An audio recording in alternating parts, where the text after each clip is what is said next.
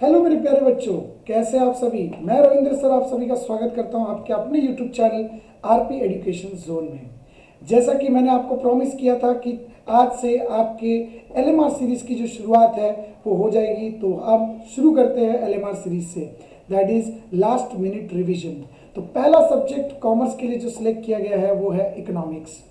इस सब्जेक्ट के अंदर के इंपॉर्टेंट क्वेश्चंस, डाउट सॉल्विंग, सारी चीज़ें हम लोग कवर करेंगे और शुरुआत करने वाले हमारे पहले लेक्चर की डिस्टिंग्विश बिटवीन से, यानी कि डिफरेंस बिटवीन। जैसा कि हेडिंग है डिफरेंस बिटवीन, वैसा ही उसका मीनिंग भी है, दोनों के बीच का अंतर बताना, यानी कि डिफरेंस बताना। अब डिफरेंस में कितने पॉइंट लिखने हैं, कितने मार्क्स का क्वेश्चन आता है और क्या क्या चीज़ को इंक्लूड करनी है, किन चीज़ों को ज़्यादा ध्यान देना है, ये सारी चीज़ें आपको इस लेक्चर के अंदर समझ में आ जाएगी। पूरे इकोनॉमिक सेशन में आपको टोटल 13 to 14 डिस्टिंग्विश ऐसे हैं जो बोर्ड्स के सबसे फेवरेट क्वेश्चंस होते हैं, इसमें से आने ही आने हैं, यानी कि विद ऑप्शन आपके साथ ये अवेलेबल रहेंगे आपके पेपर के अंदर। इसमें हर सीरीज के अंदर हम लगभग 4 से 5 डिस्टिंग्विश बिटवीन एक सेशन में कवर करेंगे, और जिसके नोट्स जैसे ही डिस्टिंग्विश सीरीज खत्म हो जाएगी आपको पीडीएफ फॉर्मेट में आपके एंड में वीडियो के नीचे डिस्क्रिप्शन में आपको पीडीएफ मिल जाएगा, तो आपको नोट्स बनाने का भी टेंशन नहीं रहेगा। तो बहुत ही अच्छे तरीके से हम इस सीरीज को आगे लेके बढ़ेंगे। आपको इस सीरीज के साथ कंटिन्यू बने रहना है, और शुरू करने से पहले 2 चीज़ों का प्रॉमिस आप सभी को करना है कि कंटिन्यूटी आप ब्रेक नहीं करेंगे, और रेगुलरिटी, यानी कि कंटिन्यूटी और रेगुलरिटी लगभग सेम ही होगा सर, तो दोनों का मीनिंग तो वर्ड इनसे सेम है। रेगुलरिटी का मतलब कैसा होता है, एक टाइम, जो टाइम आप डिसाइड कर रहे हो कि ये टाइम पे मुझे ये वीडियोस देखना है, इसमें से ये चीज़ें पढ़नी है, वो रेगुलरिटी हमेशा आपकी रहनी चाहिए। और कंटिन्यूटी का मतलब है कि कंटिन्यूसली आप वीडियो देखते रहें, जब भी टाइम मिले, जैसा टाइम मिले वैसा। इसके अलावा इस एलएमआर सीरीज के मैं कुछ शॉर्ट वीडियोस भी बनाऊंगा, जिसके अंदर मैं कवर करूंगा ऑब्जेक्टिव्स, जो कि टेक्सुअल, और कुछ ऐसे ऑब्जेक्टिव जो बोर्ड पूछता है फ्रॉम नॉन टेक्सुअल। उन सारी चीज़ों को हम कवर करेंगे शॉर्ट्स में, ताकि आपकी बहुत ही अच्छी एक हैबिट है, आप अच्छा मानो या बुरा मानो, ये हैबिट है, जब आप फ्री बैठे रहते हो तो आप रील्स बहुत ज़्यादा देखते हो। रील्स का मतलब है शॉर्ट में आपको चीज़ें एंटरटेनिंग हो और जल्दी से समझ जाने वाली चीज़ें आप बहुत ज़्यादा देखते हो। तो उसी चीज़ को एजुकेशन में कन्वर्ट करने के लिए मैंने भी कुछ ऐसी चीज़ बनाई है जिसमें आपका जो एजुकेशन में सबसे बेस्ट पार्ट, यानी कि ऑब्जेक्टिव, उसका नाम ही ऑब्जेक्टिव है, शॉर्ट है, तो शॉर्ट वीडियोस भी आपके लिए तैयार की जाएंगी, जिसके अंदर सारे टेक्सचुअल ऑब्जेक्टिव्स कवर होंगे, जिसमें fill in the blanks, MCQ questions, true और फॉल्स, राइट और रॉन्ग, और इवन एक ब्रीफ क्वेश्चन जिसको आप मानते हो एग्री डिसएग्री, मैं तो उसे भी ऑब्जेक्टिव कंसीडर करता हूं, क्योंकि उसमें पहले स्टेटमेंट से ही पता चल जाता है आंसर राइट है कि रॉन्ग है। तो वैसी सीरीज भी हम लेके आएंगे इसी के अंदर, under the heading LMR. Okay, तो शुरू करते हैं हमारे पहले क्वेश्चन के साथ, जो कि डिस्टिंग्विश बिटवीन का है, that is micro economics and macro economics. Micro के अंदर और मैक्रो के अंदर हमें क्या पढ़ना है, इसके अंदर कौन से पॉइंट को इंक्लूड करना है। सबसे पहले ये बता दें तो डिफरेंस बिटवीन आपको आते हैं 2 मार्क्स के लिए, जिसके अंदर आपको इंक्लूड करने होंगे बच्चों कितने points, 4 points, minimum 3 and maximum 4 points. तो इस तरीके से आपको डिफरेंस बिटवीन लिखना है, क्योंकि आते ही आपको 2 मार्क्स के लिए, वहां पे आपको ज़्यादा पॉइंट्स लिखने की ज़रूरत नहीं है। So first we will include the meaning part, ये माइक्रो डिराइव कहाँ से हुए। सबसे पहला तो आपने चैप्टर नंबर 1 में यही पढ़ा होगा कि दोनों डिराइव हुए हैं ग्रीक वर्ड से, जिस ग्रीक वर्ड का मतलब क्या है बच्चों, micros which means small and macros which means large. So microeconomics and macroeconomics. Then comes the area of study, which part microeconomic study and which part macroeconomic study। तो microeconomic study a particular segment of an economy, पूरी economy में से एक छोटा सा segment पढ़ता है, सिर्फ पूरा पार्ट नहीं पढ़ेगा, छोटा सा सेगमेंट पढ़ेगा और उसी को वो एनालाइज करके डिटेल में एक्सप्लेनेशन देगा। Whereas macroeconomic study the larger section of the society, यानी that consider the whole economy into their study, यानी कि वो पूरी इकोनॉमी को एक साथ लेके स्टडी करेगा। नेक्स्ट वन, माइक्रो इकोनॉमिक कौन से चीज से डील करता है, वो हर चीज को पार्टली डील करता है, पार्टली मतलब का कट करके, है ना, कट इट एंड सेपरेटली वो डील करता है, यानी partial equilibrium. So micro economic deals with the partial equilibrium, and next one macro economic deals with general equilibrium, यानी कि मैक्रो इकोनॉमिक डील करेगा पूरे इकोनॉमी को एक साथ, जनरल व्यू देगा वो, कोई भी सेपरेट व्यू नहीं देगा, वहां पे कौन सा व्यू देगा बेटा आपको, जनरल व्यू, यानी कि ओवरऑल व्यू देगा, ना कि separate. Next one, business application, micro economic किन बिजनेस के लिए सूटेड है, it is only suited for the internal issues, यानी कि ये बिजनेस के सिर्फ इंटरनल इश्यूज को समझने के लिए काम का है। बाकी अगर हमें पूरे ओवरऑल रिव्यूज चाहिए तो उसके लिए हमें उसके लिए बिजनेस की कौन सी स्टडी करनी पड़ेगी, मैक्रो स्टडी करनी पड़ेगी, यानी कि हमें एक्सटर्नल इश्यूज, हमारे एनवायरमेंटल इश्यूज, इन सब के बारे में जानना होगा। तो उसके लिए हमें सिर्फ एक ही चीज करनी होगी, that is to study the macro economic variables.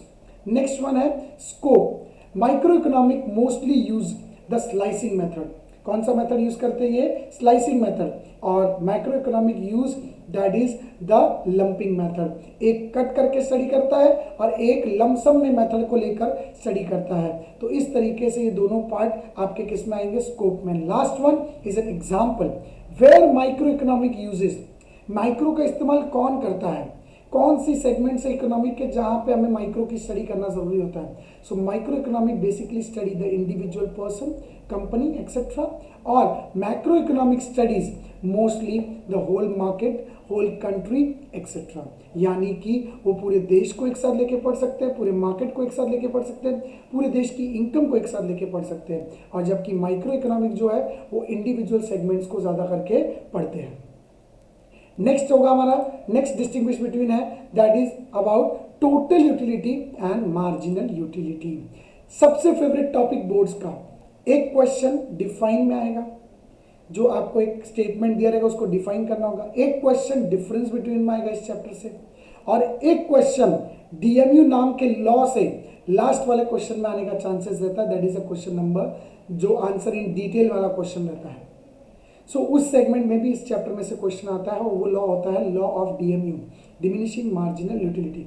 उसी लॉ के दो कॉमन पिलर्स हैं, एक है टोटल यूटिलिटी, दूसरा है मार्जिनल यूटिलिटी।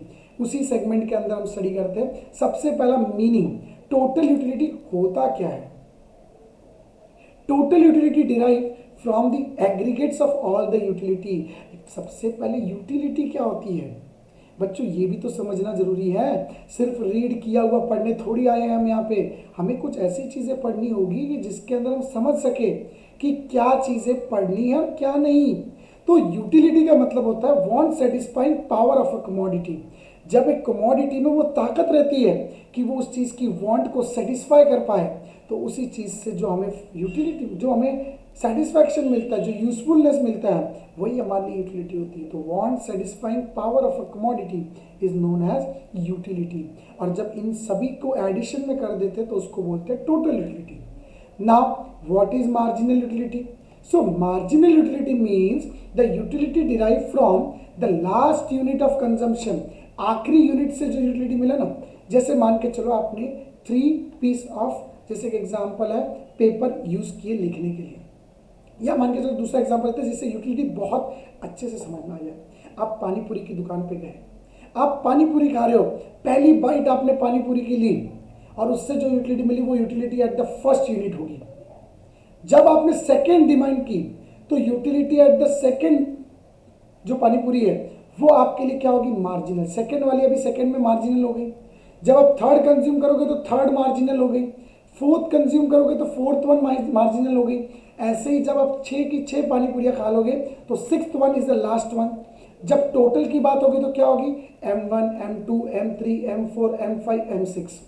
6 की 6 पानी पूरी खाने पे टोटल कितनी यूटिलिटी मिली उसको बोलते हैं टोटल यूटिलिटी, और आखिरी वाली खाने पे कितनी यूटिलिटी मिली उसको बोलते हैं मार्जिनल यूटिलिटी। समझ गए बच्चों? तो मार्जिनल यूटिलिटी रेफर्स टू और derive from the last unit of consumption. वो किससे डिराइव होता है, लास्ट यूनिट ऑफ कंजम्पशन से। तो फॉर्मूला क्या बनता है, फॉर्मूला बनता है TU ऑफ n यूनिट, यानी total unit utility of n unit is equals to MU1, MU2, MU3 up to MUn। And marginal utility of n unit क्या होता है, is the TU of n minus TU of n minus 1, यानी कि उसके previous one की utility को अगर हम लोग ऐड कर लेंगे और उसमें से माइनस कर देंगे प्रीवियस वन को, तो वो आंसर हमारा क्या हो जाएगा, मार्जिनल यूटिलिटी। अब डिग्रीज देखते हैं कि टोटल यूटिलिटी कौन से एंगल तक रहती है। तो total utility remains always positive, ये कभी भी नेगेटिव नहीं होती, ये सिर्फ पॉजिटिव स्लोप तक ही रहती है, यानी कि ना ये जीरो होगी ना नेगेटिव होगी। But marginal utility can be positive, negative and zero, यानी कि वो पॉजिटिव भी हो सकती है, नेगेटिव भी हो सकती है, जीरो भी हो सकती है। अब इस पॉइंट को जरा समझने की कोशिश करिए। आप जब मार्जिनल कर्व बनाते हो, मार्जिनल यूटिलिटी कर्व, तो वो नीचे की तरफ डाउनवर्ड स्लोपिंग होता है, तो पॉजिटिव भी है और एक टाइम पे आता है तो वो जीरो पे पहुंच जाता है, जिसको पॉइंट ऑफ सेटाइटी कहते हैं, और उससे नीचे जाता है तो क्या हो जाता है, डिससेटिस्फैक्शन। लेकिन आपने टीयू कर्व देखा रहेगा, ऊपर जाता है फिर थोड़ा सा बेंड हो जाता है, बस नेगेटिव नहीं होगा ना, पॉजिटिव में ही है, जीरो से ऊपर जो भी है वो सब पॉजिटिव में ना, वो कभी जीरो की लाइन को टच करेगा, क्योंकि तब तक वो पर्सन इतना डिससेटिस्फाइड हो जाएगा कि वो डेथ भी हो सकती है उस पर्सन की, तो वो कभी उतना होने नहीं देगा टोटल यूटिलिटी को। तो इसका मतलब क्या है कि total utility always remain positive in degree and but on the other hand marginal utility remain positive, negative और even it can become a zero. Slope देख लेते हैं। जब हमें पता है कि वो कभी भी नेगेटिव नहीं होता तो इसका स्लोप क्या है, increasing but at diminishing rate, और मार्जिनल यूटिलिटी क्या है, diminishing at increases T mu is, oh sorry, again there is some mistakes in this point, so we have to be seen this, थोड़ा सा content में थोड़ा सा changes है, ये डिक्रीजिंग है, mu जो है आपका यहाँ पे डिक्रीजिंग होगा,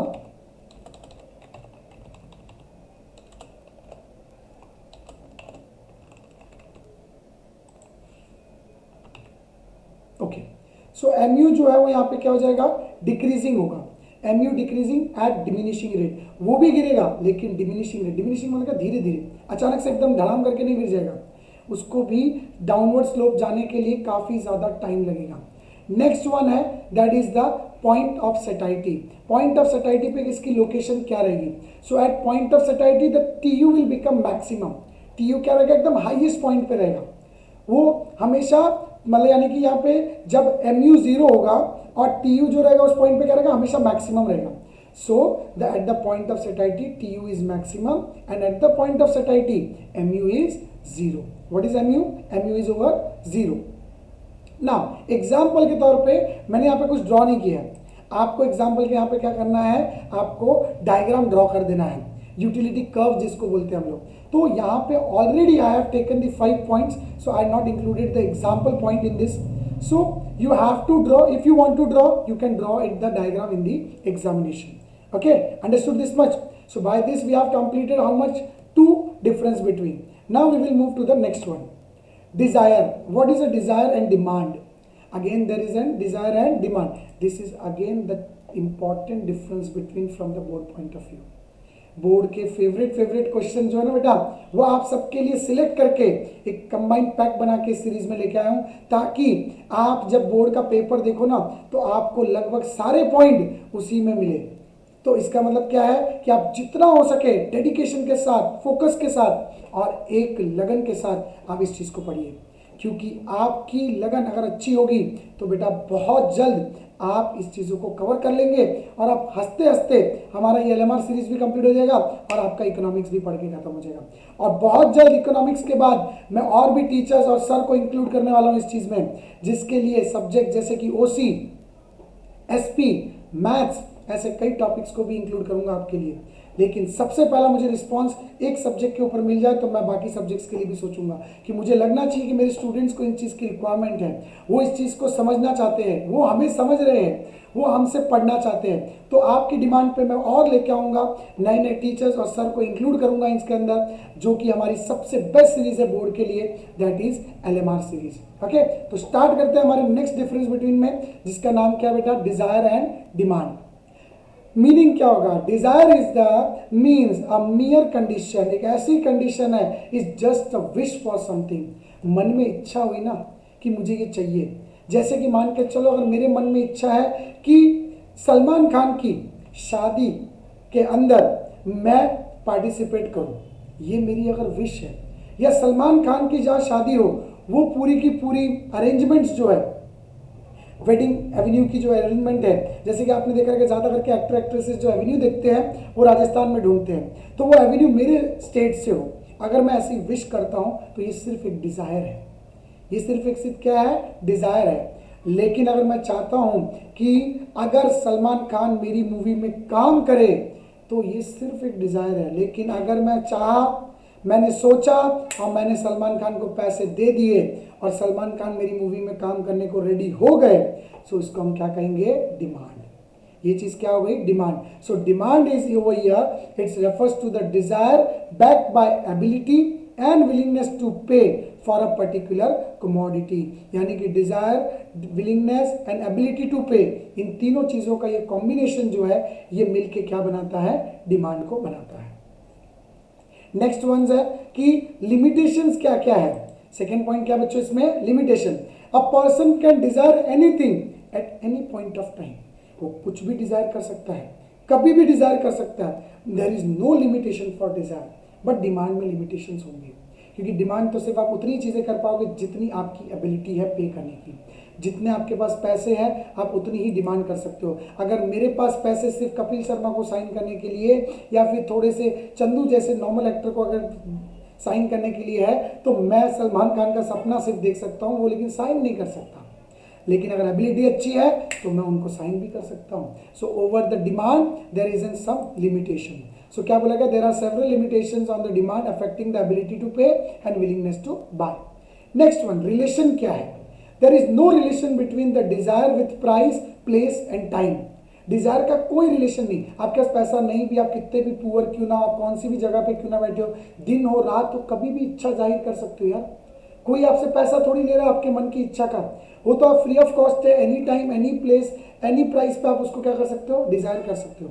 बट डिमांड का रिलेशन पूरा बनता है समय के हिसाब से, यानी कि टाइम के हिसाब से, जगह के हिसाब से, यानी कि प्लेस के हिसाब से, और प्राइस के साथ। आप राजस्थान में जाके समर में जाके जैकेट नहीं पहनोगे, राजस्थान में जाके समर में जाके जैकेट नहीं पहनोगे, और कश्मीर में जाके ठंडी में जाके आप सैंडो बनियान नहीं पहनोगे, क्योंकि वहां पे अगर सैंडो पहनोगे तो जम जाओगे, और राजस्थान में जैकेट पहनोगे तो बह जाओगे, क्योंकि इतना ज़्यादा हीट रहेगा ना वहाँ पे कि पसीने से ही हालत खराब हो जानी है। तो इसके लिए क्या बोला गया कि जो डिज़ायर है उसका कोई रिलेशन नहीं है प्राइस से, टाइम से और प्लेस से, बट डिमांड का रिलेशन इन तीनों चीज़ों से, place, time and price. Okay, understood? तो डिजायर जो है वो एक नैरो स्कोप है, बट डिमांड जो है वो एक वाइडर स्कोप है। वाइडर मतलब बड़ा स्कोप है, जिसको पढ़ने के लिए, जिसको समझने के लिए हमें काफी सारी चीजों को ध्यान देना पड़ता है। So desire is just a part of the demand and demand is the complete concept which include the desire in it. अब डिजायर में क्या हो सकता है? A person wish to marry. Desire में एग्जाम्पल में क्या डाल सकते हो? जैसे कि एग्जाम्पल कुछ भी लिख सकते हो। जैसे एग्जाम्पल है कि Rohan wants to purchase, Rohan want to purchase Range Rover या रॉल्स रॉयस, ये डिजायर है ना? Rohan desire to purchase Rolls Royce. और डिमांड में क्या लिखूंगा? डिमांड अगर मैंने की है, डिमांड मैंने खरीद ली उस चीज को, यानी मैंने बाय कर चुका हूं, तो मैं क्या लिखूंगा कि Vicky purchase Scorpio for his family. उसने स्कॉर्पियो परचेज कर ली है, तो ये डिमांड हो गई है, क्योंकि विकी के पास पैसे था, विकी की डिमांड थी यानी कि डिजायर थी, और उसके पास विलिंगनेस भी थी, इच्छा भी थी कि मैं स्कॉर्पियो ले लूँ अपने परिवार के लिए। तो यहाँ पे तीनों चीजें हो गई, desire, willingness and ability to pay. तो इस वजह से वो चीजें किस में कन्वर्ट हो गई? डिमांड में कन्वर्ट हो गई। सो बच्चों, आज की वीडियो ज्यादा लेंथी ना बनाते हुए, आप सबके लिए डिफिकल्ट ना हो, क्योंकि शुरुआत है। देखो, हर गेम, हर लड़ाई, कुछ भी चीज हो, कोई भी जंग जीतनी हो ना, तो उससे पहले वार्म अप होता है। तो मान के चलिए ये लेक्चर आपके लिए वार्म अप लेक्चर है। इसके लिए मैंने इसमें सिर्फ इंक्लूड किया आपके 3 डिस्टिंग्विश बिटवीन। ज्यादा नहीं पढ़ाते हुए, ज्यादा ना एक्सप्लेन करते हुए, आगे के टॉपिक को मैं अगले वीडियोज में लूंगा। तब तक के लिए धन्यवाद। और एक चीज है, एक प्रॉमिस आपको करते हुए जाना है कि इन तीनों डिस्टिंग्विश को आप अच्छे से करेंगे, और हो सके उतना अपने फ्रेंड्स के साथ, अपने क्लासमेट्स के साथ शेयर करें, लाइक करें और सब्सक्राइब करें, और ज़्यादा से ज़्यादा बच्चों तक इस चैनल को पहुंचाने के लिए मदद करें। Thank you so much. मिलते हैं अगले लेक्चर में आगे के डिस्टिंग्विश बिटवीन के साथ।